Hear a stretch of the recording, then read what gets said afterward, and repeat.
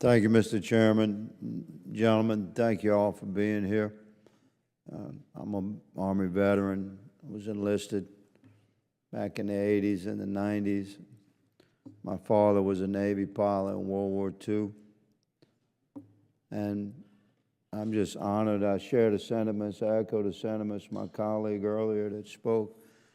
Just honored to address you and speak to the future of our beloved military and the protection of not just our republic, but freedom across the world.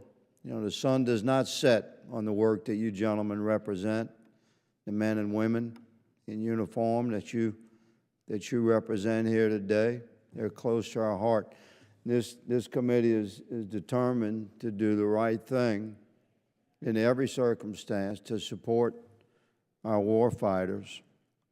So I just want to say thank you for your stellar representation of all that is right and good, not just for our country, but for the world, each of you. Now, General Mingus, I got a bone to pick. Not really. We just have to make sure that our billeting is proper for our soldiers moving through Joint Readiness Training Center in Fort Johnson.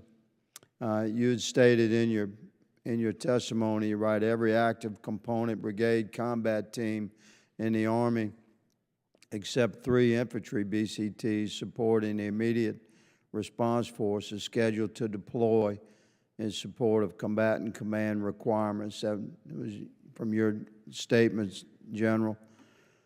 Did these units all go through the Joint Readiness Training Center at Fort Johnson? So we have 4 national training centers. One is the National Training Center at Fort Irwin, California, the one you referenced, the Joint Readiness Training Center in Louisiana, the Joint Pacific Multinational Training Center in Hawaii and in Alaska, yes, sir. And then the one in Europe.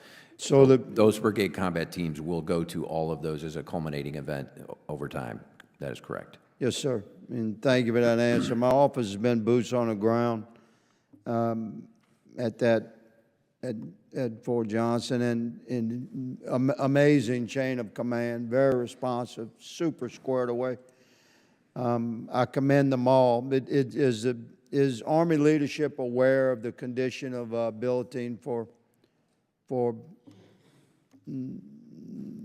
the troops that are moving through? Yes, sir, we are. And I personally stayed in the, as we call it, the Ruba. You're right. Yeah, that's it, Ruba.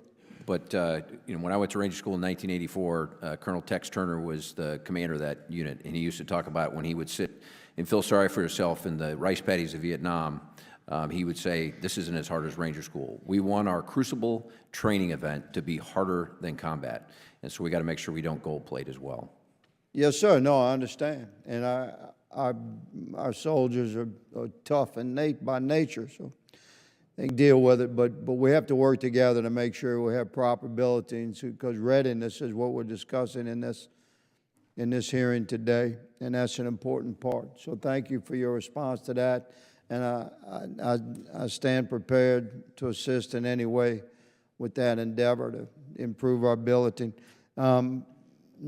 Admiral Kilby, regarding the intersection with the United States Navy and smaller shipbuilders and the issues that we've had in the last few years regarding regular payment schedules, even for shipbuilders that are on schedule delivering vessels. Has the Navy taken a hard look at that since the change in chain of command over the last 6 months? Yes, sir. We have taken. We continue to take a look on shipbuilding. We're not doing what we need to do there, and I think there's opportunity at smaller yards to do different things. So as an example, we need to expand our shipbuilding capacity. I'm excited about the interest at the highest levels at Congress in the Department of Defense to get after that. So I think there's opportunity, and there's also the ability to get at what you talk about, which is what are those red tape delays? What is causing that? How can we get after that and make that more efficient? Right, yes, sir, and I would encourage you to particularly look at payment schedules, contractual payment schedule for your smaller shipyards, because they can lose their workforce if there's if there's a gap running right there. I thank you, gentlemen, for being here. Mr. Chairman, I yield.